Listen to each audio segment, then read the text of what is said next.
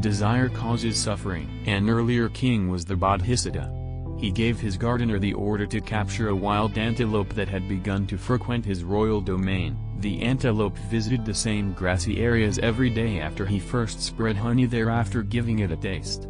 The gardener thereafter started to stand close to the honeyed grass. The cautious antelope initially avoided the honey, but later it gained confidence and started to eat it once more. Day by day, the gardener inched closer and closer until, at last, it began to consume grass from his hand. Finally, he dropped honeyed grass along his path as he went away from the antelope, while hanging a gourd full of honey from his shoulder and stuffing a clump of grass into his waistcloth. The antelope, distracted by thoughts of sweets, followed him through the entrance as he entered the palace. The gardener finished his job by slamming it shut afterward. The Bodhisatta descended after hearing the panicked, trembling antelope rushing about the entrance hall and remarked, "Truly, my friends, there is nothing viler in the universe than this lust of taste." The Bodhisatta set the antelope free out of compassion. In the Buddha's lifetime, against his wealthy parents' desires, a guy entered the order of the Buddha.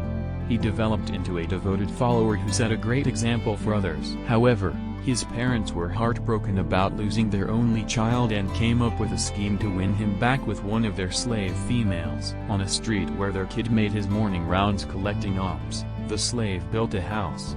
She provided him the foods and beverages he had loved in the past to help him rediscover them.